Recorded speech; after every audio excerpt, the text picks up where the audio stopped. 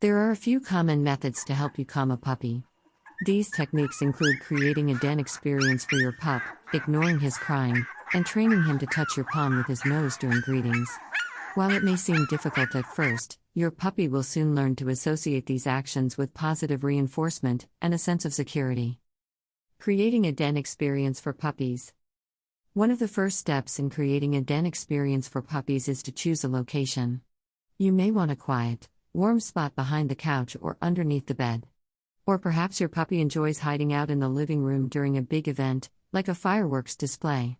Whatever your reasons for making a den, do not forget to bring the TV on to drown out the bangs. In addition, it's important to be with your puppy in the den at all times. One way to create a den for your dog is to take apart half of a dog crate and cut a small hole in the top.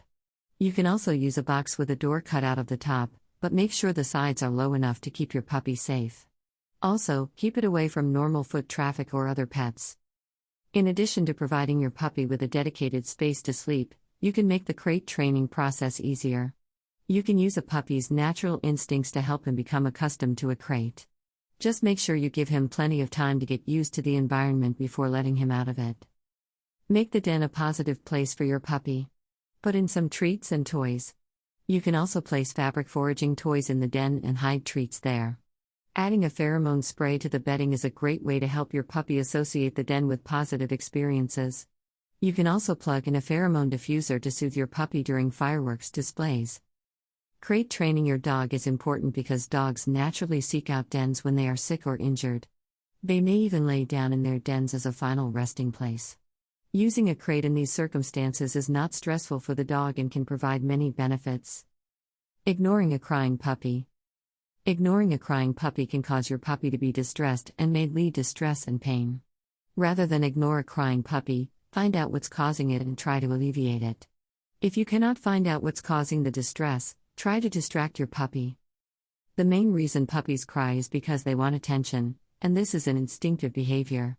If you try to ignore a crying puppy, you will only encourage the behavior. Instead, try to make the puppy's environment as comfortable as possible. Make sure that there are objects around for your puppy to play with. Also, limit your time with your puppy so that it won't get too bored and frustrated. Leaving your puppy alone for a while is a good idea as well. It can also help your puppy to feel less lonely if you sleep next to it. Ignoring a crying puppy will only make the situation worse because the puppy will learn to associate your displeasure with negative attention. Ultimately, this will lead to further distress and fear. In addition, ignoring a puppy can lead to separation anxiety, self-trauma, and illness. When a puppy is left alone, it will cry to try to get you back. This is a very slow process, so it is important not to reward the behavior. It will die out after a while. It may be best to leave your puppy alone with a pacifier or soother until you are sure that you're going to be back. When you're going to leave the puppy, make sure to check the time.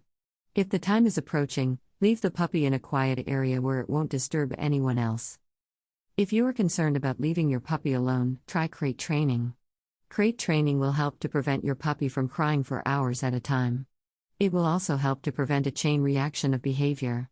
By crate training your puppy, you won't have to worry about your new furry friends crying during the night. Teaching your dog to touch your palm with her nose during greetings. Teaching your dog to touch your palm with her little nose during greetings can quickly calm a crying puppy. This exercise is not easy to complete, as some dogs are naturally timid and dislike touching their owners. You can start small and gradually increase the length of time your puppy can touch your palm with her nose. As you progress, you can also use a post-it note as a target. If your dog is having trouble identifying the target, point at the post-it and say touch. The key to teaching your dog to touch your palm with her nose is to use the same technique that you use for greeting. When you greet your puppy, hold out your hand and say hi to her. Your dog's response will depend on whether she's expecting you to give her attention or if she is unsure. You can start by holding your hand out wide in a small outdoor space. You can gradually move closer to her until she starts to trust you. If you have a puppy from a puppy mill, you may find that she is scared of the sound of your voice. The first time you give her a greeting, use a soft voice. This will help your puppy calm down and learn to recognize your voice. You can also try using a fun toy to distract your dog from the unpleasant behavior. However, be sure to be consistent in your instructions. The puppy's behavior might be a symptom of teething or boredom. Therefore, it's best to provide appropriate chew toys to help keep her entertained. In the meantime, try to avoid yelling or punishing your puppy. If this doesn't help, consider seeing a veterinarian so that your puppy can get a proper diagnosis. Another great way to help your puppy calm down is by using the counterconditioning and desensitization techniques. These techniques help teach your puppy to associate good things with objects that trigger their fear. As a result, your dog will be less prone to cry whenever you give her treats.